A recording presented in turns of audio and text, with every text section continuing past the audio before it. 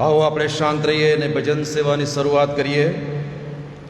રે સગડા દેશો યહોવાની આગળ જય જયકાર કરો, આનંદથી યહોવાની સેવા કરો, ગાતા ગાતા તેની આગળ આવો.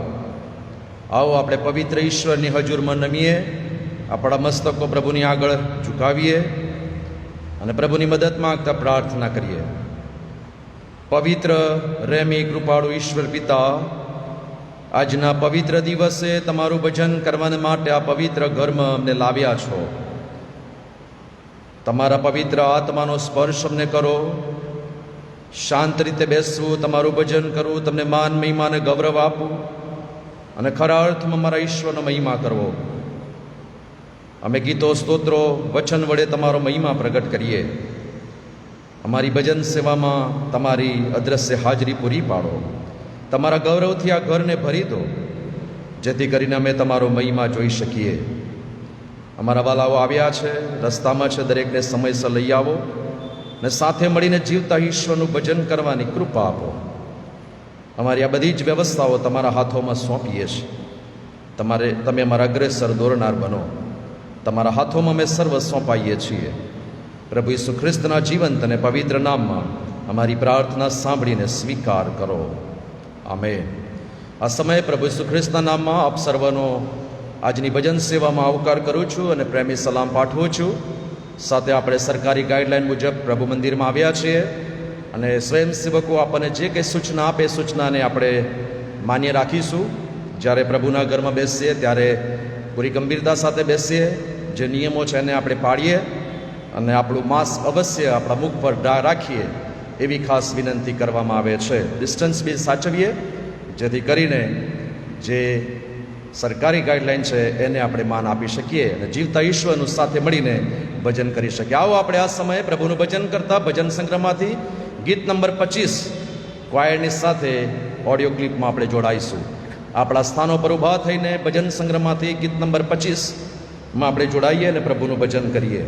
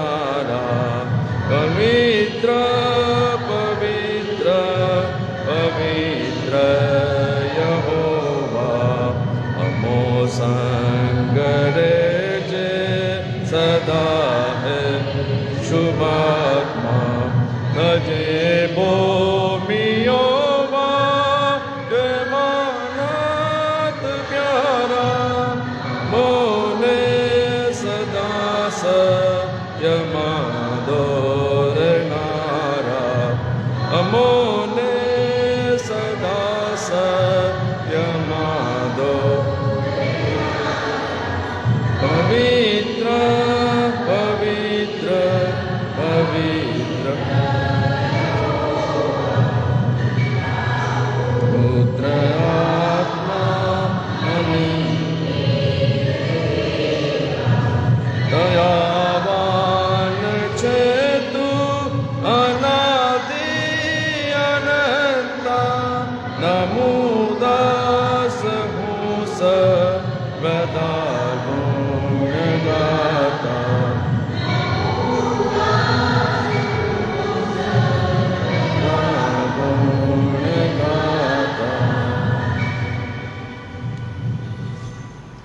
ઊભા જ રહીશું અને ભજન સંગ્રહની પાછળ 393 નંબરના પૃષ્ઠ પર પ્રેરિતોનો વિશ્વાસનામું આપણે સાથે બોલીએ અને આપણો વિશ્વાસ પ્રભુમાં વધારે દ્રઢ, મજબૂત અને જાહેર કરીએ.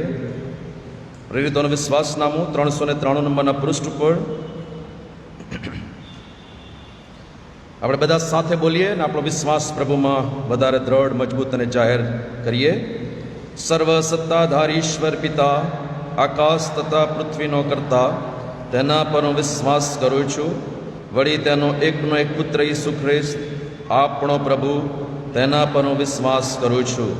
તે પવિત્ર આત્મા દ્વારા ગર્ભે રહ્યો, કુંવારી મરિયમને ઉદરે જન્મ્યો, પોંતિયુસ પિલાતની હકુમતમાં દુઃખ ભોગવ્યું, ક્રૂસે જડાયો, મરણ પામ્યો તથા દટાયો, અધસ્થાનમાં ઉતર્યો. તે ત્રીજે દિવસે મોયલામાંથી ઉત્થાન પામ્યો, સ્વર્ગમાં ચડી ગયો અને સર્વસમર્થ ઈશ્વર પિતાને જમણે હાથે બિરાજમાન છે. તે ત્યાંથી જીવતા તથા મોયલાનો ન્યાય કરવા સારું આવનાર છે. વળી પવિત્ર આત્મા પર હું વિશ્વાસ કરું છું અને પવિત્ર સાર્વત્રિક મંડળી, સંતોની સંગત, પાપોની ક્ષમા, દેહનું પુનરુત્થાન તથા અનંત જીવન, એ સર્વ હું માનું છું. આમેન. આપણે આપણા સ્થાનો પર બેસીશું. પ્રભુનું જીવંત અને પવિત્ર વચન આ સમયે આપણે વાંચીએ. નવા કરારમાં સંત લુકની લખેલી સુવાર્તા 13મો અધ્યાય, તેના 22મા વચનથી 30મા વચન સુધી પ્રભુનું વચન વાંચીએ. 73 નંબરનું પૃષ્ઠ. લુકની લખેલી સુવાર્તા 13મો અધ્યાય 22મા વચનથી 30મા વચન સુધી, 73 નંબરનું પૃષ્ઠ. પ્રભુનું વચન આ પ્રમાણે લખવામાં આવ્યું છે. તે યરૂશાલેમ ભણી મુસાફરી કરતા શહેરે શહેર તથા ગામે ગામ બોધ કરતો ગયો. એક જણે તેને પૂછ્યું કે પ્રભુ, તારણ પામનારા થોડા છે શું? તેણે તેઓને કહ્યું કે સાંકડા બારણામાં થઈને પેસવાને યત્ન કરો, કેમ કે હું તમને કહું છું કે ઘણા પેસવા ચાહશે પણ પેસી શકશે નહીં. જ્યારે ગરદણી ઉઠીને બારણું બંધ કરશે અને તમે બહાર ઊભા રહીને બારણું ઠોકવા માંડશો અને કહેશો કે પ્રભુ, અમારે સારું ગાળ, અને તે તમને ઉત્તર આપશે કે તમે ક્યાંના છો, એ હું જાણતો નથી. ત્યારે તમે કહેવા લાગશો કે અમે તારી સમક્ષ ખાધું પીધું હતું અને તે અમારા રસ્તાઓમાં બોધ કર્યો હતો. તે અમને કહેશે કે હું તમને કહું છું કે તમે ક્યાંના છો એ હું જાણતો નથી. અન્યાય કરનારા, તમે સર્વ મારી પાસેથી જાઓ. જ્યારે તમે ઇબ્રાહીમને, ઈસાકને, યાકૂબને તથા બધા પ્રબોધકોને દૈવના રાજ્યમાં જોશો અને પોતાને બહાર કાઢી મૂકેલા જોશો, ત્યારે તમે રડશો અને દાંત પીસશો. તેઓ પૂર્વ તથા પશ્ચિમથી, ઉત્તર તથા દક્ષિણથી આવીને દેવના રાજ્યમાં બેસશે. જુઓ, કેટલાક જેઓ છેલ્લા છે તેઓ પહેલાં થશે અને કેટલાક જેઓ પહેલાં છે તેઓ છેલ્લા થશે. આ પ્રભુનું જીવન અને પવિત્ર વચન છે. સમજવાના માટે પ્રભુ એના મુખનો પ્રકાશ આપણા સર્વની ઉપર પાડો. આમેન. આવો આપણે પ્રાર્થનામાં જોડાઈએ, શાંત રહીએ ને પ્રભુની આગળ આપણા જીવનો સોંપીએ. આંખો બંધ કરીએ.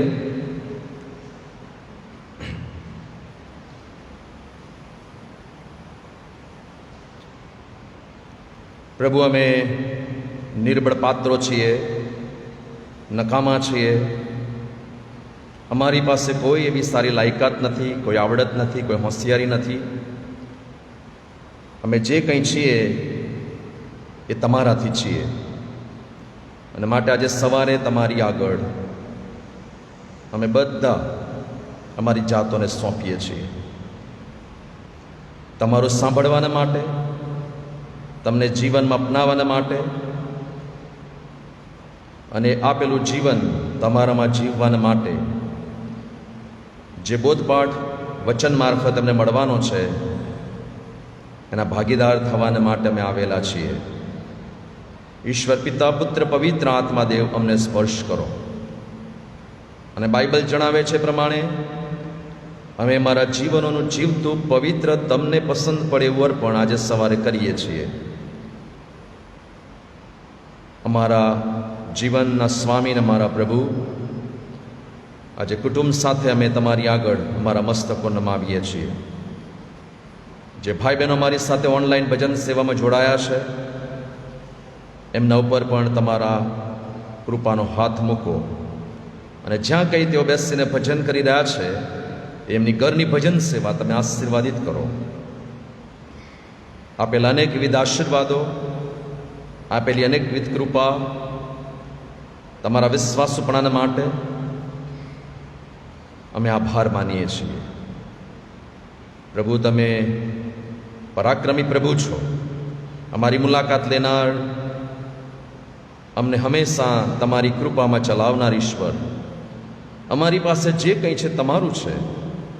અમે તો કારભારી છીએ અને એનો સુવ્યવસ્થિત વ્યવહાર કરવાના માટે, ઉપયોગ કરવાના માટે જે ડાપણ આપ્યું છે માટે આભાર માનીએ છીએ. અમને એ પણ તમે રિયલાઇઝ કરાવો છો કે અમે તો પાપી છીએ અને તમારા પુત્ર ઈસુના લોહીથી જ સાજાપણું મળે છે, પાપની માફી મળે છે. અને આજે અમે બધા સાથે મળીને ઈસુના લોહીની માગણી કરીએ છીએ. પ્લીઝ પ્રભુ, અમને માફ કરો. અમે આજે સાથે મળીને મારી મંડળીને માટે, અમારા બધાને માટે પ્રાર્થના કરીએ છીએ. અમને કેટલી ગજબની વ્યવસ્થા મળી છે. આટલું સરસ, ભવ્ય, સુંદર પ્રભુ મંદિર અમને મળ્યું છે. અને ઘણા લાંબા સમય પછી અમે સાથે મળીને તમારું નામ મોટું મનાવી રહ્યા છીએ. ઓ દેવ, તમે મારી મુલાકાત લો અને આજે અમને સ્પર્શો. અમારા આચાર વિચારોને શુદ્ધ અને પવિત્ર કરો. અમે જેઓની સાથે આજે મળીએ તે બધાની સાથે પ્રભુ ઈસુ ખ્રિસ્તનો પ્રેમ વહેંચનાર અને જે કંઈ પ્રભુ ઈસુ ખ્રિસ્તના નામ અમે પ્રાપ્ત કર્યું છે એ લોકોને સુધી પહોંચાડનાર બનીએ એવી મદદ માંગીએ છીએ. અમારા મંડળીના પરિવારો, એમની આજીવિકાઓ, એમના પારિવારિક જીવનો, બાળકો, એમના નોકરી વ્યવસાય, બાળકોનો અભ્યાસ અને આ બધું તમારી પાસે લાવીએ છીએ. એ બધા ઉપર તમારું આચ્છાદન થવા દો અને બધું આશીર્વાદિત થાય. અને પ્રભુના નામમાં એ પરિવારો વધારે વિશ્વાસુ જીવન જીવનાર અને તમારી આધીનતા સ્વીકારનાર બને એવી કૃપા માંગીએ છીએ. ઘણા બધા મારા ભાઈ બહેનો બીમાર છે, હોસ્પિટલાઇઝ છે, સારવાર લઈ રહ્યા છે. એમના માટે ખાસ અમે પ્રાર્થના કરીએ છીએ. રોહમાબેન, સવિતાબેન, મનુભાઈ, તારાબેન, આફિયાબેન, સૂર્યકાંતભાઈ, ચંદ્રકાંતભાઈ, દ્રુશીલાબેન, રાજુભાઈ, બકુલભાઈ, જેકબભાઈ, હેમિલ્ટનભાઈ, પદ્માબેન અને સર્વ મંડળીના અમારા વડીલો જે અશક્ત છે, બિછાનામાં છે, સારવાર હેઠળ છે, અમે આજે વિશ્વાસ સાથે પ્રભુ પ્રાર્થના કરીએ છીએ. તમે સ્પર્શ કરો અને ઈસુના નામમાં મળતું સાજાપણું એમનું બને અને તંદુરસ્તી સાથે પ્રભુનો મહિમા કરે. એમના શરીરની જે નબળાઈઓ છે ઈસુ ખ્રિસ્તના નામમાં દૂર થાય અને પ્રભુ તેઓ જલ્દી સાજા થાય, તંદુરસ્ત બને એવી અમે પ્રાર્થના કરીએ છીએ. અમે ખાસ પ્રાર્થના કરીએ છીએ મારી મંડળીમાં જે ભાઈ બહેનો એમના જીવનના જન્મદિવસ ઉજવી રહ્યા છે, લગ્નગાંઠ ઉજવી રહ્યા છે, પ્રમોશન નોકરીઓમાં મળ્યું છે, વય મર્યાદાના કારણે નિવૃત્ત થયા છે, જેઓને પરદેશ જવાની તક મળી છે, પરદેશથી જેઓ પધાર્યા છે અને જુદી જુદી રીતે સેક્યુલર ફિલ્ડમાં જે પ્રગતિ હાંસલ કરી છે, બાળકોએ શિક્ષણ ક્ષેત્રમાં જે કારકિર્દીઓ મેળવી છે, એ બધાના માટે અમે કૃપા જ માંગીએ છીએ. એમના જીવનમાં સફળતા આપજો અને એમના જીવનો હંમેશા બીજાઓને માટે આશીર્વાદરૂપ બને એવી અમે પ્રાર્થના કરીએ છીએ. પ્રભુ, અમે ખાસ કરીને લેન્ટની સભાઓ જુદી જુદા સ્થળોમાં ચાલી રહી છે. તમામ વક્તા ભાઈ બહેનોને તમારા હાથોમાં સોંપીએ છીએ. પવિત્ર આત્મા એમને દોરે અને પ્રભુના વચનો એમની મારફતે લોકોના હૃદયો સુધી પહોંચે. અમે પ્રાર્થના કરીએ છીએ સર્વ મંડળીઓને માટે, સર્વ મંડળીઓની વ્યવસ્થાઓને માટે.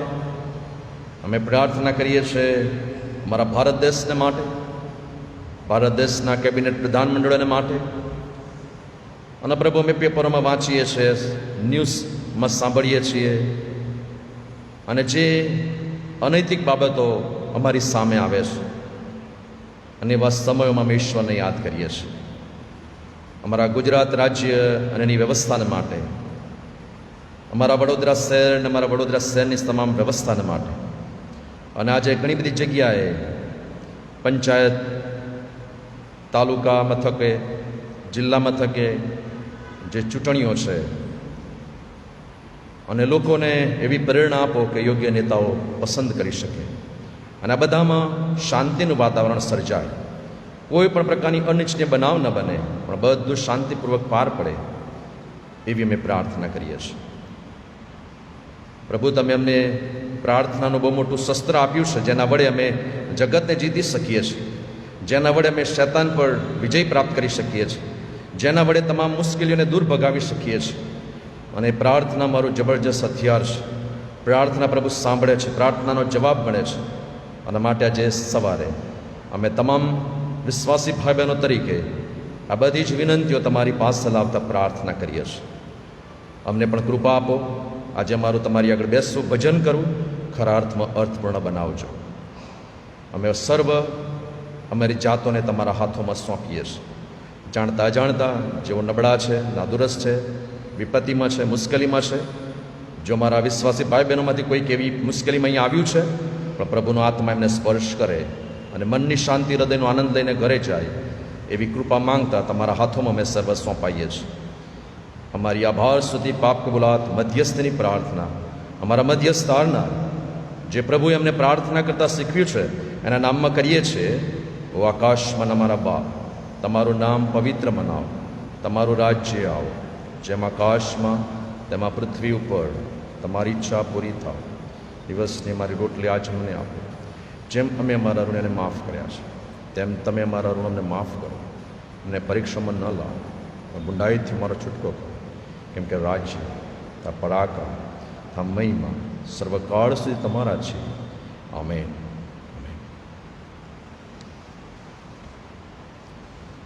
સર્વ આ સમય ક્વાયરને આપીએ અને 268 નંબરના ગીતમાં ક્વાયર આપણને દોરવણી આપશે. તેઓની સાથે આપણે પણ જોડાઈશું. ભજન સંગ્રહમાં ગીત નંબર 268, 268.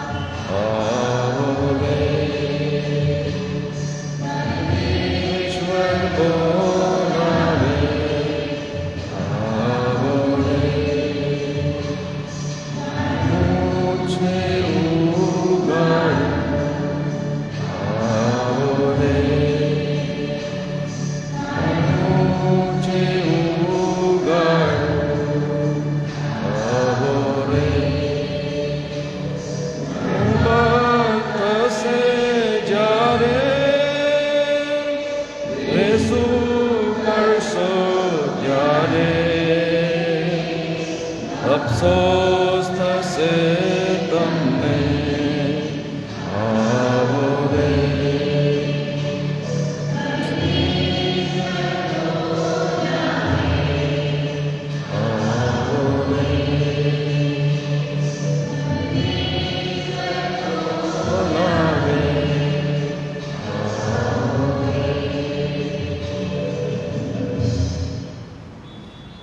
પ્રાર્થના કરીએ. પ્રભુ, મારી જાતને તમારા હાથમાં સોંપું છું, કારણ કે તમે પવિત્ર ઈશ્વર છો અને તમે જે અભિષેકપણાની સેવા અમને સોંપી છે એ સેવામાં વિશ્વાસ પણ અમને દોરી રહ્યા છો. અને આજે અમારા વાલા ભાઈ બહેનો જ્યારે તમારું વચન સાંભળવાના માટે અને પવિત્ર આત્માની પ્રેરણા પ્રાપ્ત કરવાના માટે આવ્યા છો, ત્યારે ઈશ્વર પવિત્ર આત્મા દેવ તમે એમની સાથે વાચા બાંધો અને વચનમાંથી ઈશ્વર જે પ્રકાશ પાડે એ વચનમાંથી પ્રભુનો આત્મા જે પ્રમાણે એમને દોરે એ વચન શીખવાના માટે અને વચનની આધીનતામાં અને પ્રકાશમાં એમના જીવનો તૈયાર કરવાના માટે પ્રભુ તમે પ્રેરણા આપો. હું જબડ પાત્રને પણ તમારા વધસ્તંભની આડ પાછળ છુપાવો, હું નહીં પણ પ્રભુ તમે બોલો, જેથી તમારો મહિમા થાય ને તમે મોટા મનાવો. અમે ઘટતા જઈએ અને પ્રભુ તમે વધતા જાઓ, એવી પ્રાર્થના કરતા અમે બધા અમારી જાતોને તમારા હાથોમાં સોંપીએ છીએ. પ્રભુ, જે ગીત ગાવામાં આવ્યું એ ગીતના એક એક શબ્દ અમને સ્પર્શ કરે છે અને પ્રભુ પરમેશ્વરને બોલાવે છે. અમારા માટે કેટલી મોટી તક છે, વ્યવસ્થા છે. જે વડીલો હોય કે જુવાનો હોય કે પછી કોઈ પણ કક્ષાના વ્યક્તિઓ હોય, દરેકના માટે જીવનનું દ્વાર ઉઘાડું છે અને આહવાન આપનારી તો ઈશ્વર છે. એની વાણી સાંભળવાના માટે અને તરફ વધવાના માટે અમારી સહાય કરો. તમારા હાથોમાં સોંપાઈએ છીએ. મારી જાતને પણ પ્રભુ તમારા હાથમાં સોંપું છું. પ્રભુ ઈશ્વરના નામમાં અમારી આ પ્રાર્થના સાંભળીને સ્વીકાર કરો. આમેન. સારું જીવંત ઈશ્વરના નામમાં આપ સર્વનો આજની આ ભજન સેવામાં આવકાર કરું છું. બંને પાળક સાહેબો સાથે મળીને અમે તમને આવકારીએ છીએ, તમારી હાજરીની નોંધ લઈએ છીએ. ગત વીકમાં અમારા માટે પ્રાર્થનાઓ કરી. આપ સર્વની ઉદાર પ્રાર્થનાઓને માટે, અમારા પર મૂકેલા વિશ્વાસને માટે અમે બંને તમારો આભાર માનીએ છીએ. અને આજે ફરીથી પ્રભુ આપણને આ ઘરમાં લઈ આવ્યા છે અને આપણે ભજન કરવાના માટે એકત્ર મળ્યા છીએ. ત્યારે પ્રભુ ઈસુના નામમાં મારી એ જ પ્રાર્થના છે કે ઈશ્વર પવિત્ર આત્મા દેવ એના વચનો મારફતે આજે આપણી સાથે વાત અને વ્યવહાર કરો. પ્રભુનું વચન જે આજે તમારી મધ્યે લાવવાનો છું એ આપણે લેન્ટના દિવસોમાંથી અત્યારે પસાર થઈ રહ્યા છે અને પ્રાયશ્ચિત પર્વ ની બાબતો આપણે શીખી રહ્યા છે. પ્રભુના જે સેવકો પર વિશ્વાસ મૂકીને જે જવાબદારીઓ સોંપવામાં આવી અને જાણે કે એ બાબતમાં ખરા ઉતરી રહ્યા હોય એવું માલુમ પડી રહ્યું છે. જે ભાઈ બહેનો બહુ જ વિશ્વાસ, પ્રાર્થના અને પ્રભુ પરના ભરોસા સાથે જે વચનો તૈયાર કરે છે અને જે વચનો આપણી પાસે આવી રહ્યા છે એ દિવ્ય પ્રકાશમાં એ વચન આપણી પાસે આવી રહ્યું છે. અને એટલે જ આજનો મારો જે વિષય છે તો એ કે છે કે તારણ પામનારા થોડા છે શું? તારણ પામનારા કેટલા? એક પ્રશ્ન છે. અને એમાં એ વચનમાં પ્રભુ એક સ્વર્ગની વાત કરી છે, એના તરફ આપણે આજે આગળ વધવાના છીએ. ઘણી બધી વાર આપણને એક પ્રશ્ન થાય છે કે સ્વર્ગ એટલે શું? અને ઘણા બધા લોકો પોતાની ભાષામાં જવાબ આપે છે કે સ્વર્ગ તો અહીંયા જ છે. આપણે જે કંઈ કરીએ છીએ એના વડે સ્વર્ગ અહીંયા જ ઊભું થાય છે, એની અનુભૂતિ અહીંયા જ થાય છે. કોણે જોયું છે મરણ પછી શું છે? અને આવી ઘણી બધી બાબતો આપણે કહેતા હોઈએ છીએ. દરેક વ્યક્તિને સ્વર્ગ પ્રાપ્ત કરવાની ઈચ્છા હોય છે કે મરણ પછી મને સ્વર્ગ પ્રાપ્ત થાય, મને સ્વર્ગ મળે. અને એટલે તમે જોજો આપણા મરણ પછી આપણા જે પૂર્વજો છે, તમે જુદી જુદી વિશ્વાસના લોકોમાં તમે જોશો, તમે કોઈક વડીલનું પિક્ચર કે ફોટોગ્રાફ જોશો તો એમના નામ આગળ સ્વ શબ્દ લખવામાં આવે છે કે સ્વર્ગસ્થ સો એન્ડ સો. કારણ કે દરેકની ઈચ્છા છે કે સ્વર્ગ પ્રાપ્ત થાય.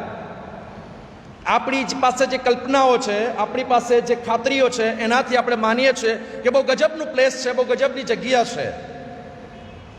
અને માટે એ રીતનું નામ નિર્દેશ કરવામાં આવે છે કે સ્વર્ગસ્થ સો એન્ડ સો. પછી એ ગમે તેવું જીવન જીવ્યા હોય, એ ગમે તે રીતે એમની લાઈફ પૂરી કરી હોય, પણ એક દરજ્જો આપી દેવામાં આવે છે. વાલા મિત્રો, આપણે જાણીએ છીએ સાંપ્રત સમયમાં પરદેશ જવું હોય તો આપણે પાસપોર્ટ અને વિઝા લેવા પડે, એની જે ફોર્માલિટીઝ છે પૂરી કરવી પડે તો જ આપણે ત્યાં જઈ શકીએ. અધરવાઇઝ આપણને ત્યાં જવાની તક મળતી નથી. ત્યાંથી કોઈક સ્પોન્સર લેટર આપે, આપણા કોઈક સગાવાલા ત્યાં રહેતા હોય અને એ થોડી જવાબદારી સ્વીકારે તો જ આપણને એ વિઝા પ્રાપ્ત થાય છે.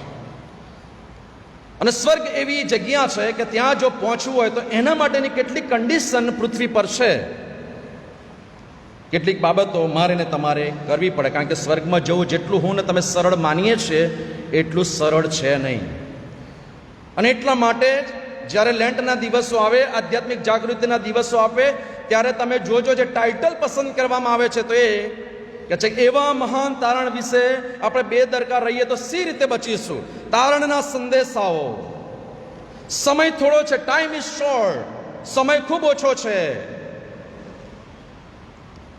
જગતના જે એવા વાના છે ને ત્યજી દો, પ્રભુ ઈસુ ખ્રિસ્તને પહેરી લો, વગેરે વગેરે સબ્જેક્ટ પર, વગેરે વગેરે બાબતો પર આપણે પ્રભુનું વચન શીખતા આવ્યા છે અને શીખી રહ્યા છે, જેથી કરીને આપણું જીવન તાજું થાય. અને આ વર્ષે આપણે પણ રોમનોને પત્ર 13મો અધ્યાય અને એની 13મી કલમથી જે વચનો પસંદ કર્યા છે 11થી, અને એમાં એ જ બાબતો જણાવવામાં આવે છે કે ખ્રિસ્તને પહેરી લો. આપણામાંના કોઈ પણને પૂછવામાં આવે કે પ્રશ્ન પૂછવામાં આવે કે શું હું બચી જઈશ કે બચાવી લેવામાં આવશે કે હું બચી ગયો છું? Will I be saved? હું બચેલો છું, હું બચાવ પામ્યો છું? મારી તમારી પાસે ખાતરી છે? અને ખાતરી છે તો વેલ એન્ડ ગુડ, બહુ સરસ. કેમ કે એ તમારો ને ઈશ્વર સાથેનો સંબંધ છે, એ કોઈને જાહેર કરવાની બાબત નથી. અને હું એટલે જ કહું છું કે આપણે તારણ પામેલા લોકો છીએ. આપણે કોઈનો ન્યાય કરનાર નથી, કારણ કે એ તો સીધે સીધું પ્રભુની સાથેના સંપર્કનું છે. તમારો ને ઈશ્વર સાથેનો સંબંધ છે, તમારો ને ઈશ્વર સાથેનો કરાર છે, કોઈ વ્યક્તિ સાથેનો કરાર નથી. અને એટલા માટે હું તો કદી કોઈને જાહેરમાં હાથ ઊંચો કરાવતો નથી કેટલા તારણ પામ્યા, કારણ કે એ તો વ્યક્તિગત તમારો ને ઈશ્વર સાથેનો સંબંધ છે. તમને ઈશ્વરે વચનમાંથી શું બતાવ્યું છે, દેવે તમારી સાથે કેવી રીતે વાત અને વ્યવહાર કર્યો છે, અને તમે ઈશ્વરની સાથે કમિટમેન્ટ કરો છો, એમાં લોકોને જાહેર કરવાની કોઈ આવશ્યકતા નથી. તમારે ઈશ્વરને જણાવવાની જરૂર છે,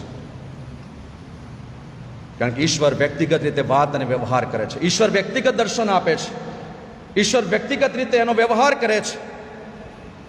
અને માટે તમારે ઈશ્વરને જણાવવાની જરૂર છે. ઈશ્વર મને બચાવશે તે હું કેવી રીતે જાણી શકું? હું મરણ પછી બચીશ?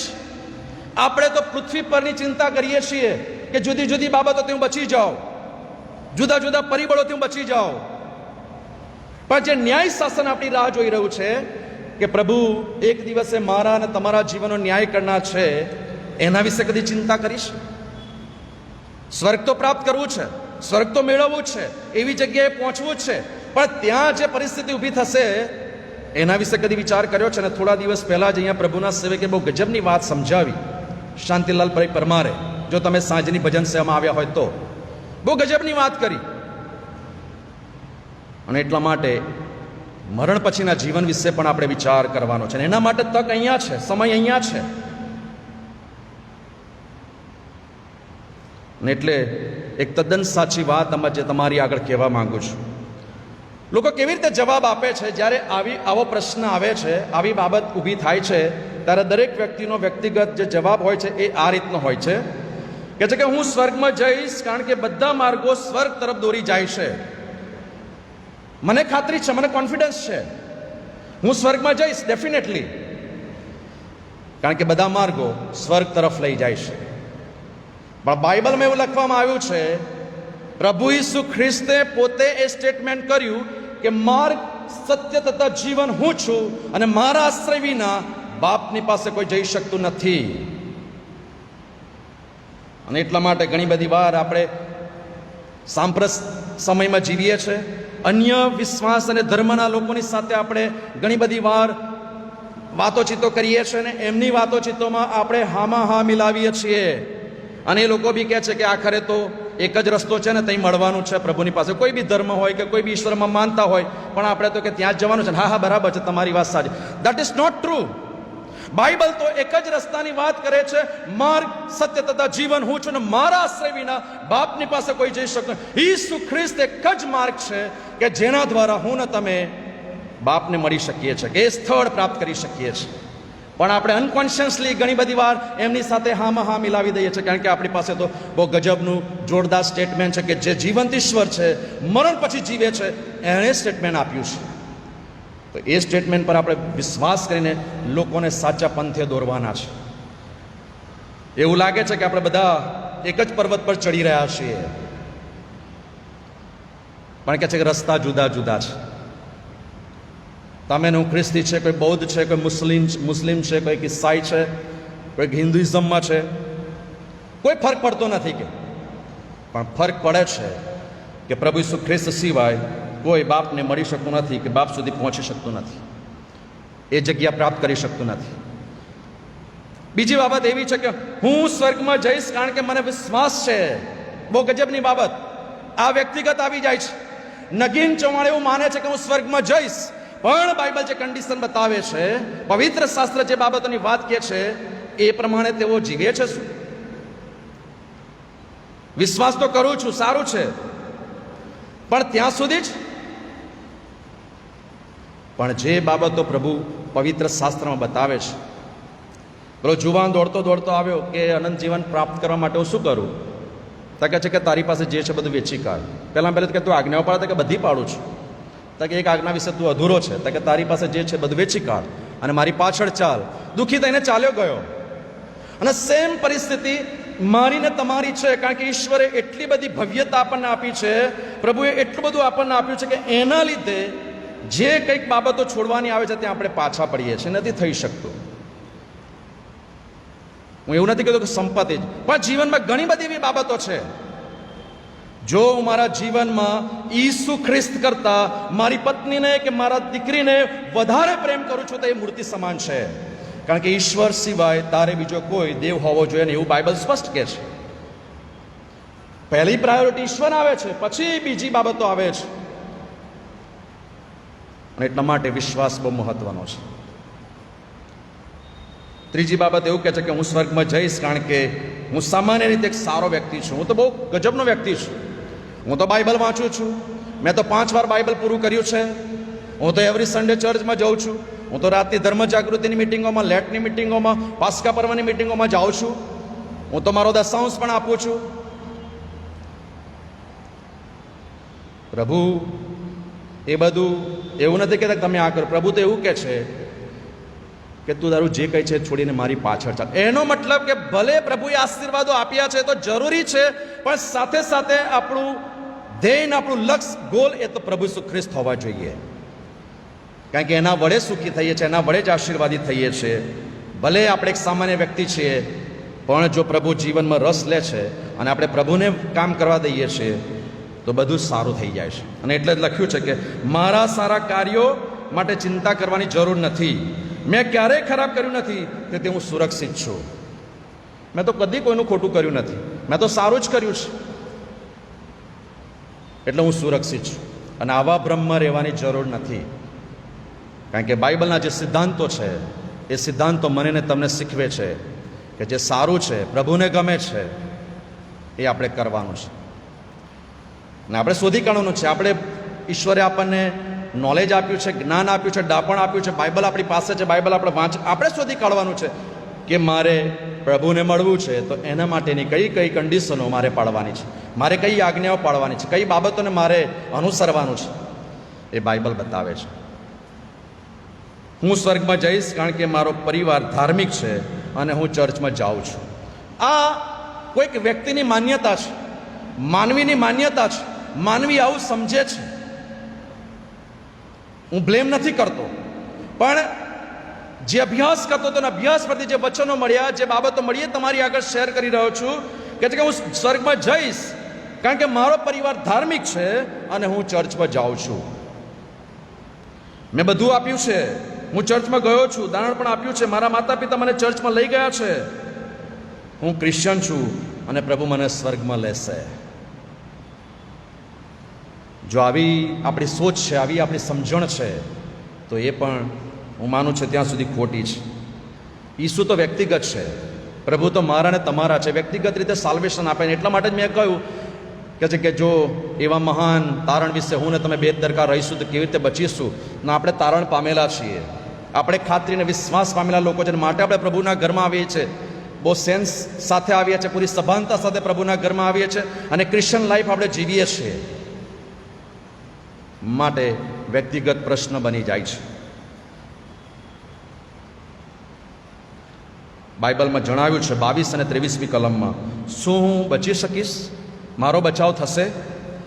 અને અહીંયા લખે છે પ્રમાણે, પ્રભુના વચન પ્રમાણે કહે છે કે વ્યક્તિએ, ત્રીજી વ્યક્તિએ પ્રશ્ન ઈસુને પૂછ્યો.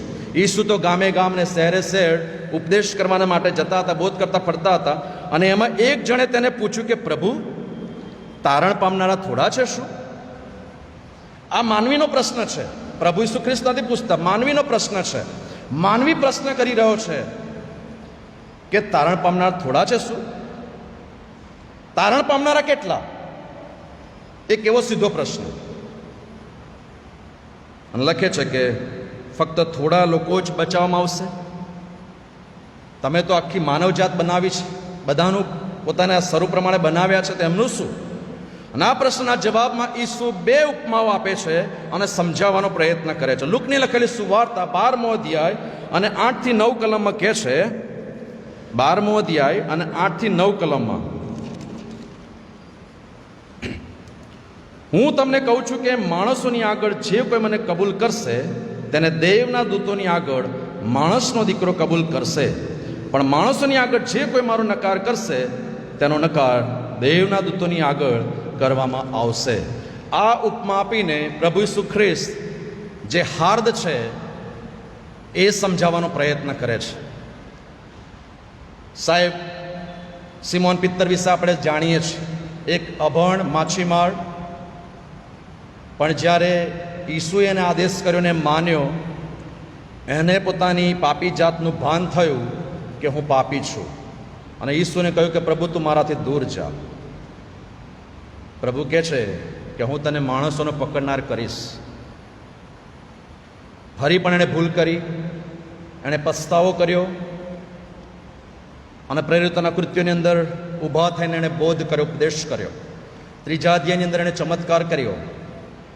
અને એ જ કલમમાં આગળ જઈએ તો કહે છે કે આ અભણ માણસો, આ માછીમાર માણસો જે ઈસુની સાથે હતા, એ આજે ઈસુને પ્રગટ કરે છે. સાહેબ, જ્યારે આપણે પ્રભુનો સ્વીકાર કરીએ છીએ, પ્રભુની આગળ, લોકોની આગળ આપણે તારણ પામેલા છીએ, તો આપણી આઈડેન્ટિટી બદલાઈ જાય છે, આપણું વ્યક્તિત્વ બદલાઈ જાય છે, આપણું જીવન બદલાઈ જાય છે, આપણા આચાર વિચારો બદલાઈ જાય છે. લોકોને ખબર પડે છે કે આ કંઈક અલગ પ્રકારની પ્રતિભા છે, આ અલગ પ્રકારનું વ્યક્તિત્વ છે, આ અલગ પ્રકારનું જીવન જીવનાર વ્યક્તિ છે.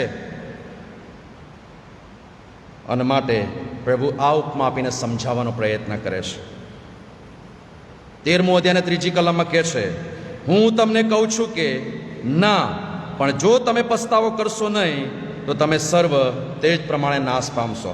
દરેક જગ્યાએ પસ્તાવાની જ વાત આવે છે. પસ્તાવો કરો, ફરો, તમારા પાપ ભૂસી નાખવામાં આવશે અને તાજગીના સમયો, પ્રભુની હજુરમાંથી તાજગીના સમયો પ્રભુ આપશે. સાંજે આપણી સરસ સંગતો ચાલે છે અને એમાં ગજબના વચનો પ્રભુના સેવકો લાવે છે, જેમને જવાબદારી સોંપવામાં આવે છે, ગજબની મહેનત કરે છે. સમય શોર્ટ છે, એને પારખવાનો છે, કારણ કે ક્યારે આપણો નાશ થશે આપણે જાણતા નથી. પસ્તાવો એ વ્યક્તિગત છે, એ જાહેર કરવાની બાબત નથી. તમારું જીવન, મારું જીવન, મારું વ્યવહાર, તમારું એટીટ્યુડ એ જ આપણા માટે સાક્ષી પૂરશે કે આપણે પ્રભુના બાળકો છીએ, ખ્રિસ્તી સમાજમાં અને સારા કુટુંબમાં જન્મેલા અને ઈશ્વરની ઓળખ પામેલા આપણે લોકો છીએ. અને માટે વાલા ભાઈ બહેનો, જો પ્રભુના ઘરે જવું છે, એવી જગ્યાએ આપણે જવું છે, આપણે વાંચીએ છીએ પ્રમાણેનું જે સ્થળ છે, જે વર્ણન કરવામાં આવ્યું છે, એના માટે કેટલી કિંમતો ચૂકવવી પડશે. અને કરવાના માટે પ્રભુ એક ઈસુ જ કૃપા આપી શકે છે. એના માટે આપણી જાતને તૈયાર કરવી પડશે, એના માટે ઘણું બધું છોડવું પડશે, એના માટે ત્યાગ કરવો પડશે, સમર્પણ કરવું પડશે. જે ગમે છે પણ પ્રભુને નથી ગમતી એ બાબતો છોડવી પડશે, કારણ કે પ્રભુ એ જ અપેક્ષાઓ રાખે છે. સાંકડું બારણું. પ્રભુએ જવાબ આપ્યો એ પ્રમાણે કે છે કે તારણ પામનાર થોડા છે શું? અને તેણે તેઓને કહ્યું કે એટલે કે ઈસુએ કહ્યું કે સાંકડા બારણામાં થઈને પેસવાનો યત્ન કરો. સાંકડા બારણામાં થઈને પેસવાનો યત્ન કરો. કેમ કે હું તમને કહું છું કે ઘણા પેસવા ચાહશે પણ પેસી શકશે નહીં. બહુ અઘરું છે. અને એટલા માટે પેલી સોય ને નાકું ને ઊંટનું દાખલો પ્રભુએ આપવો પડ્યો. અઘરું છે. પણ જ્યારે પ્રભુ પર વિશ્વાસ કરીએ છીએ, પસ્તાવો કરીએ છીએ, પ્રભુને સોંપાઈ જઈએ છીએ, ત્યારે કશું જ અશક્ય નથી. જો પિત્તર જેવો પિત્તરનું જીવન બદલાઈ જતું હોય તો સાહેબ આપણા માટે બધું જ શક્ય છે. પરિબળો ભયંકર છે આપણી આસપાસ, અઘરું તો છે, પણ પ્રભુ ઈસુ ખ્રિસ્તના નામમાં બધું શક્ય છે. પણ એના માટે કિંમત ચૂકવવી પડે. અને એટલા માટે કહેવામાં આવ્યું કે સાંકડા બારણામાં થઈને પેસવાનો યત્ન કરો. કેમ કે હું તમને કહું છું કે ઘણા પેસવા ચાહશે પણ પેસી શકશે નહીં. એના માટે જે શરતો નક્કી કરવામાં આવી છે તે પાળવી પડે. યહોશવા 24મો અધ્યાય 19મી કલમમાં યહોશવાએ બહુ જ સ્પષ્ટ કહ્યું લોકોને. યહોશવાનું જીવન પણ બહુ ગજબનું હતું. મૂસાની સાથે રહ્યો, મૂસાના જીવનમાંથી શીખ્યો. એને પોતાને બી ખબર નથી કે હું એક આગેવાન બનીશ, પણ એનું જીવન મૂસાની સાથે રહીને ઘડાઈ ગયો. કારણ કે મૂસા ઓબ્ઝર્વેશન કરતો હતો અને પ્રભુ જોતા હતા. પ્રભુને એક નવી લીડરશિપ આપી હતી, એક નવી લીડરશિપ તૈયાર કરવી હતી. અને પ્રભુએ મૂસાની મારફતે યહોશવાને, મૂસાએ કદી નહોતું કહ્યું કે તું આમ કરજે કે આવું કરજે, પણ એ જોતો હતો. જે જવાબદારી એને સોંપે એ કરતો હતો. અને એટલા માટે લખે છે કે યહોશવાએ કહી દીધું લોકોને, તમારાથી યહોવાની સેવા નહીં કરાય, કેમ કે તે તો પવિત્ર દેવ છે, તે આસ્થાધારી દેવ છે, તે તમારા ઉલ્લંઘનોની ને તમારા પાપોની ક્ષમા નહીં કરે. પણ આપણે તો કૃપાના સમયમાં જીવીએ છીએ. પ્રભુની પાસે જે પ્રભુ માફી આપી દેશે. અને એ જ રોમનોનો પત્ર આપણે વાંચીએ છીએ અને રોમનોના પત્રનો અભ્યાસ કરીએ છીએ. પ્રભુ તો માફી આપનાર ઈશ્વર છે.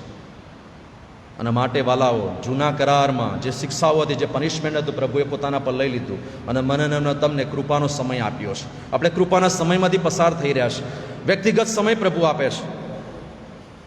ઈસુએ જે રસ્તો બતાવ્યો છે એ સાંકડો માર્ગ છે અને આપણે પ્રયત્ન કરવાનો છે. ઘણા બધા વિઘ્નો આવશે, ઘણી બધી તકલીફો પડશે, પણ આપણે વધવાનું છે. કેમ કે ઈસુ આપણી સાથે છે. મારા માટે પણ અઘરું છે, મારા માટે પણ કઠણ છે. ભલે હું પ્રભુનો સેવક છું, પ્રભુના વચનો આપું છું, એવું નથી કે પ્રભુ એના સેવકોને બચાવી લેશે. બાઇબલમાં ઘણી બધી જગ્યાએ લખ્યું છે. હું બહુ સ્પષ્ટ કહું છું કે અમારા માટે પણ એ જ પનિશમેન્ટ છે અને તમારા કરતાં વધારે પ્રભુના સેવકોના માટે પનિશમેન્ટ છે. રોજે રોજ આ ઓન ગોઈંગ પ્રોસેસ છે, રોજની ક્રિયા છે. એમ અટકી જવાનું નથી. પ્રભુની કૃપા રોજે રોજ મેળવવાની છે. અને એટલે જ કહે છે કે બંધ બારણું, તક મર્યાદિત છે. કલમ 25માં લખવામાં આવ્યું છે તે પ્રમાણે, જ્યારે ઘર ધણી ઉઠીને બારણું બંધ કરશે અને તમે બહાર ઉભા રહીને બારણું ઠોકવા માંડશો અને કહેશો કે પ્રભુ અમારે સારું ગાઢ. તક મર્યાદિત છે, શોર્ટ સમય છે, થોડો સમય છે. પણ આપણે કહીએ છીએ કે હજુ તો ઘણો સમય છે, વર્ષો ઘણા છે. પ્રભુએ ચાન્સ આપી દીધો છે. અને એટલા માટે તો અયુબના પુસ્તકમાં પ્રભુએ કહ્યું છે તમારા મહિનાઓની ગણતરી પણ કરવામાં આવી દીધી છે, તમારા વર્ષોની પણ ગણતરી થઈ ગઈ છે. બધું જ ગણતરી પ્રભુના અખત્યારમાં છે. આપણે નથી જાણતા, પણ સમય પ્રભુ આપે છે. માથીને લખેલી સુવાર્તા 25મો અધ્યાય 1 થી 13 કલમમાં લખ્યું છે પેલી કુમારિકાઓ વિશે. પણ એમાં 5 દાહી નીકળી, 5 મૂર્ખીઓ નીકળી. બેદરકારી. અને એટલા માટે વાલા ભાઈ બહેનો, ઘર ધણી ઉઠીને બારણું બંધ કરે પહેલાં ઈશ્વર આપણને બચવાના માટે તક આપે છે, આપણા માટે બધી વ્યવસ્થા કરે છે. મુખ્ય વાત એ છે કે ઈશ્વર આપણને સમય આપે છે કે જેથી આપણે દેવના રાજ્ય માટે અને આવનાર ન્યાય શાસન માટે તૈયાર થઈએ. ન્યાય શાસન છે જ, એમાં કોઈ શંકાને સ્થાન નથી. અને એટલા માટે પ્રકટીકરણ જ્યારે વાંચે ને ત્યારે રૂંવાટા ઊભા થઈ જાય છે. XYZ કોઈ પણ હોય, મોટો ચમરબંધી હોય તો પણ પ્રભુની આગળ ઊભા રહેવાનું છે. એણે એના જીવનના લેખાજોખાનો હિસાબ આપવાનો છે. પ્રભુની ન્યાય શાસનથી કોઈ બચશે નહીં. અને એટલા માટે આપણે કોઈનો ન્યાય ના કરીએ. આપણે જે કંઈ કરીએ છીએ પ્રભુ જાણે છે. પ્રભુની નજરમાં સારું છે કરવાનો પ્રયત્ન કરીએ, લોકોને બતાવવાના માટે નહીં કે લોકો આપણા માટે સારી સાક્ષી પૂરે એના માટે નહીં, પણ પ્રભુ મારા માટે શું કહે છે. કારણ કે આપણે જાહેર પ્રતિભા છે, લોકો આપણને જુએ છે, હજારો દ્રષ્ટિ આપણને જુએ છે. અને એટલા માટે કોઈને ઠેસ ના પહોંચે આપણા જીવનથી, આપણા કાર્યથી, આપણા સેવાથી, આપણા બોલવા ચાલવાથી એ આપણે ધ્યાન રાખવાનું છે. અને એથી માલુમ પડશે કે આપણે પ્રભુના અનુયાયીઓ છીએ, પ્રભુના ખરા બાળકો છીએ. એકવાર બારણું બંધ થઈ જશે પછી કોઈ તક નથી, કોઈ સમાધાન નથી. વાસ્તવિક જીવનની જે વાસ્તવિકતા છે એને સ્વીકારીને પ્રભુને સોંપાઈ જઈએ. દરવાજો બંધ થાય તે પહેલાં એ તકને આપણે માપી લઈએ, એ તકને આપણે સમજી લઈએ. કારણ કે મરણ અચાનક અને ચેતવણી આપ્યા વગર આવે છે. મરણ ક્યારે આવશે વી ડોન્ટ નો. કોઈ ચેતવણી આપતો નથી, કોઈ અણસાર આપતો નથી. ગમે ત્યારે, ગમે તે પરિસ્થિતિમાં, ગમે તે સંજોગોમાં મરણ આવી શકે છે. અને માટે તે સમયે એવું ના થાય. અહીંયા લખ્યું છે પ્રમાણે 26મી કલમમાં કે છે ત્યારે તમે કહેવા લાગશો કે અમે તારી સમક્ષ ખાધું પીધું અને તે અમારા રસ્તામાં બોધ કર્યો હતો. તે અમને કહેશે કે હું તમને કહું છું કે તમે ક્યાંના છો એ હું જાણતો નથી. પછી એવો સમય ના આવે કે પ્રભુ મેં તો તમારા માટે ગજબનું કામ કર્યું, હું મારી જાતને તમારી સાથે ઇન્વોલ્વ કરું છું, હું પવિત્ર છું કે હું બહુ જ સારો છું એ નથી કહેવા માગતો. કારણ કે આપણે બધાએ સાથે મળીને એકબીજાને ઉત્તેજન આપીને જે માટે પ્રભુએ આપણને જે હેતુને માટે મોકલ્યા છે એ પૂરું કરવાનું છે. માટે ત્યારે એવું કહેવું ના પડે.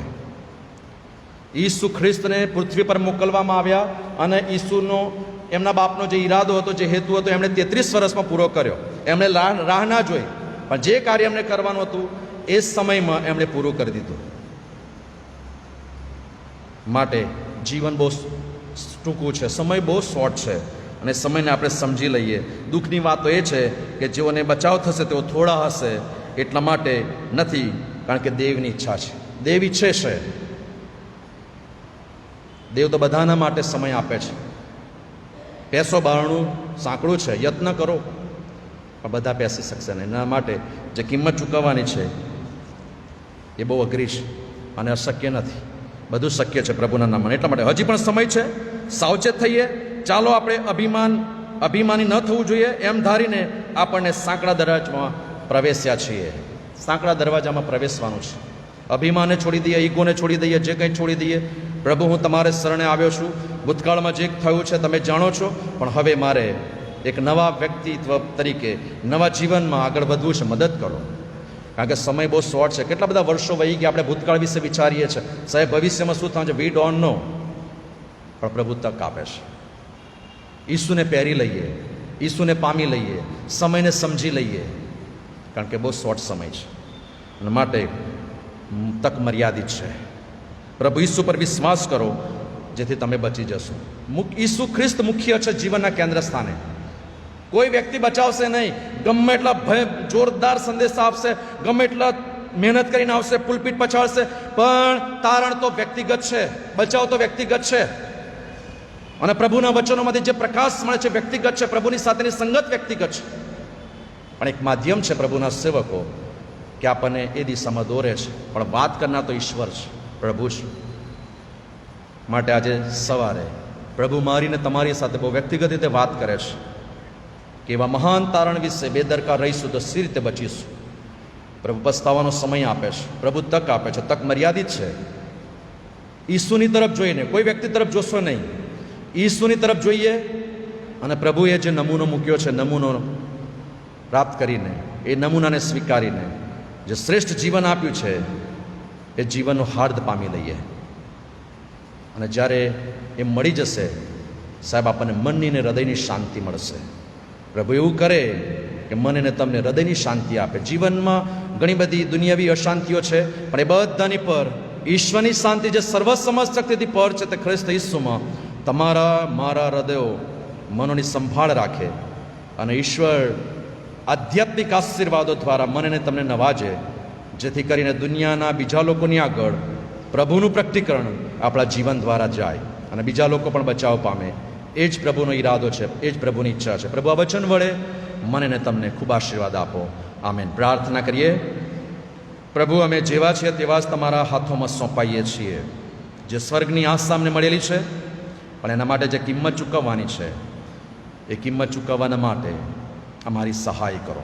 અમારી નબળાઈઓને, અમારામાં જે અધૂરાપણું છે, જે કદાચ તમારી અને મારી વચ્ચે અંતરાયરૂપ છે, તો પ્રભુ જે અંતરાયરૂપ બાબતો છે એને દૂર કરવાના માટે અને સીધા પ્રભુની સાથે સંપર્ક કરવાના માટે, એમનામાં સમય જવાના માટે પવિત્ર આત્મા અને વચનોનો પ્રકાશ, સારા ભાઈ બહેનોની સંગત, ઉત્તેજન અમને મળી રહે, જેથી કરીને મળેલું જીવન એ શાશ્વત જીવન તરફ લઈ જાય એવી કૃપા માંગતા તમારા હાથોમાં સોંપાઈએ છીએ. પ્રભુ ઈસુના નામમાં અમારી પ્રાર્થના સાંભળીને સ્વીકાર કરો.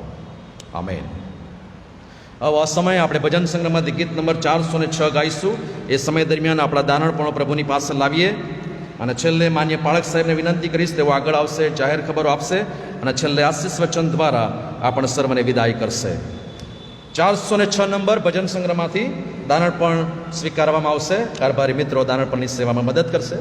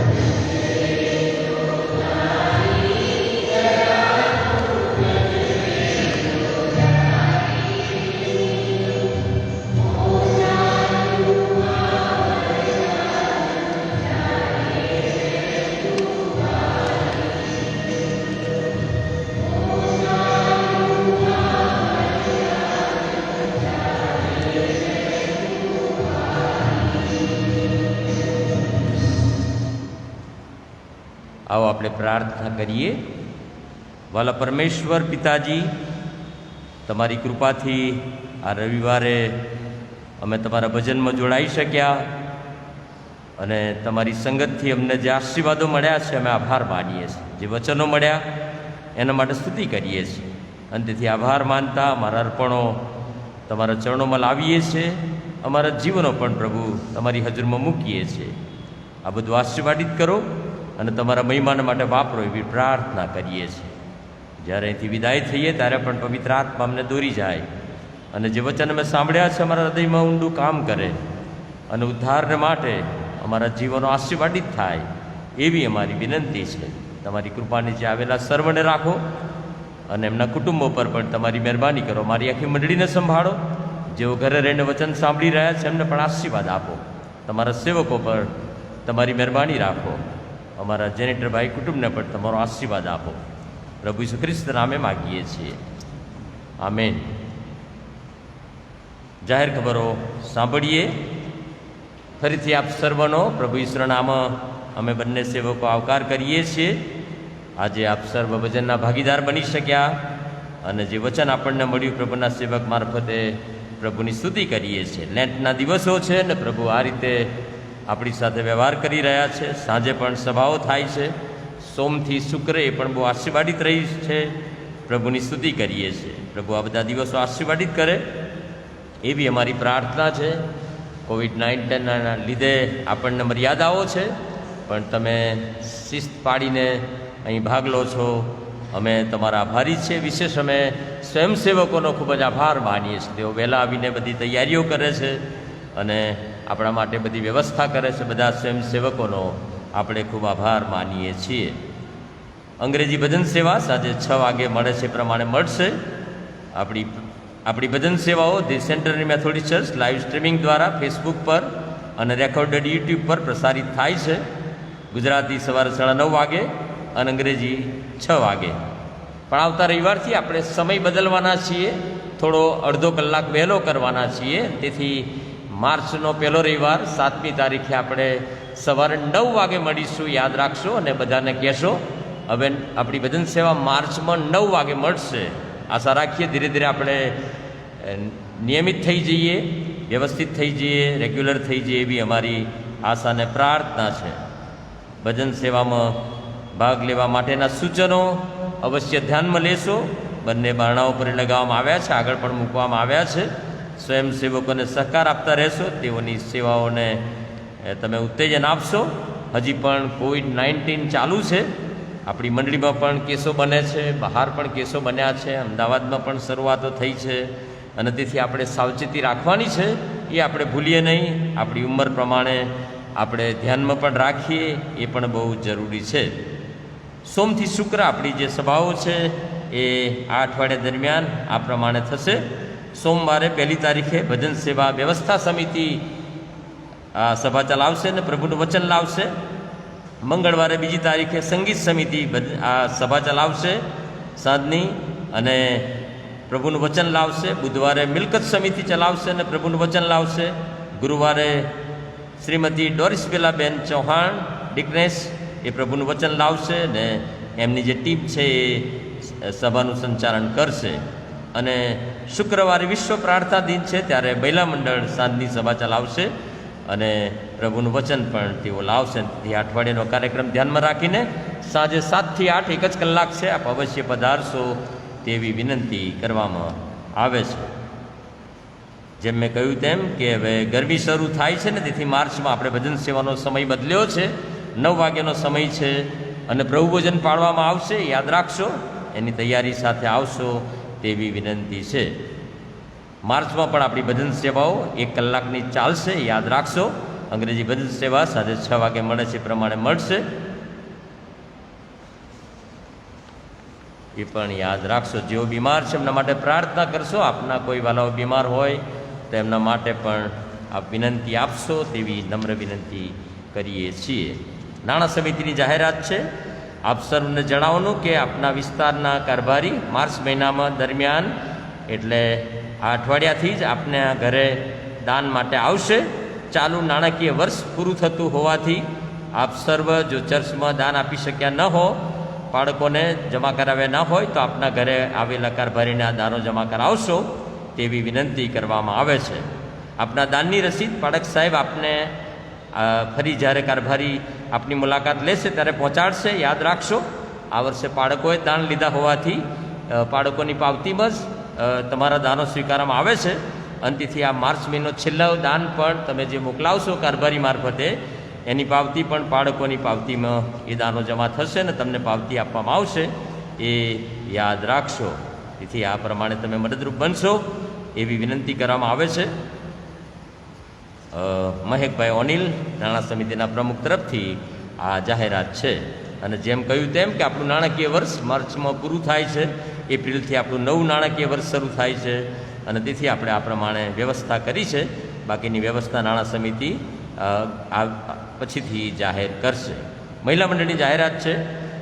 પ્રભુ ઈશ્વરના નામમાં પ્રેમી સલામ સાથે જણાવવાનું કે 5મી માર્ચે શુક્રવારે બપોરે 3 થી 4 વાગે હોરેપ સેન્ટર ખાતે વિશ્વ પ્રાર્થના દિનની ઉજવણી મહિલા મંડળ દ્વારા થનાર છે. તો સર્વ મહિલા મંડળની બહેનો તથા મંડળીની બહેનોને ભાગ લેવા માટે આમંત્રણ છે. વક્તા હેમલતાબેન પરમાર પ્રભુનું વચન લાવશે. બપોરે 3 વાગે મહિલા મંડળ દ્વારા ખાસ વિશ્વ પ્રાર્થના દિનની ઉજવણી થશે. સાંજે એમની સભા પણ છે. જેમ અગાઉ જાહેરાત આપી એ પ્રમાણે 5મી તારીખે સાંજની લેન્ટની સભા મહિલા મંડળ ચલાવશે. એમાં પણ સર્વને સાંજે 7 વાગે પ્રેમભર્યું આમંત્રણ આપવામાં આવ્યું છે. નિકેતાબેન મેકવાની તરફથી આ જાહેરાત છે. વડોદરા ડિસ્ટ્રિક્ટ એમ્બાયફ જેના પ્રમુખ આપણા સભ્ય અને એમ્બાયફના પ્રમુખ સમર્થભાઈ દાસ છે, એમની ટીમ તરફથી જાહેરાત છે કે વડોદરા ડિસ્ટ્રિક્ટ એમ્બાયફ દ્વારા ફૂલ ડે રિટ્રીટ અને પ્રેઇઝ એન્ડ વર્શિપ પ્રોગ્રામનું આયોજન કરવામાં આવ્યું છે. જેમાં દરેક એમ્બાયફના જુવાનોને આમંત્રણ છે. 21મી તારીખે માર્ચ 21 રવિવાર છે, 11 વાગ્યાથી 5 વાગ્યા સુધી શારોન મેથોડિસ્ટ ચર્ચમાં રાખવામાં આવ્યું છે. એની રજિસ્ટ્રેશન ફી 40 રૂપિયા છે. એ જોવાનો તમે ધ્યાનમાં રાખશો ને એ પ્રમાણે સમર્થભાઈને મળીને તમે એની વ્યવસ્થા કરશો તેવી વિનંતી કરવામાં આવે છે.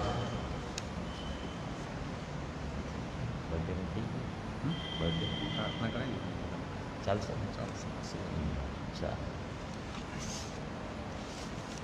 સારું, આપણે બધા ઊભા થઈએ ને પ્રભુનો આશીર્વાદ સ્વીકારીએ. પ્રભુ આપ સર્વને આશીર્વાદ આપે. પરમેશ્વરની શાંતિ જે સર્વ સમશક્તિથી પર છે તે તમારા હૃદયોની, મનોની, જીવનોની સંભાળ રાખશે. અને પછી ઈશ્વર પિતા, પુત્ર અને પવિત્ર આત્માનો આશીર્વાદ આપણ સર્વની સાથે, પ્રભુના બધા સંતોની સાથે આજે ને સર્વકાળ સુધી હોજો. આમેન. Thank you. God bless you. તમે આનંદથી જઈ શકો છો. ટોળે વળશો નહીં, વાતચીતો ઓછી રાખશો ને વહેલી તકે કમ્પાઉન્ડમાંથી વિદાય થશો તેવી વિનંતી છે.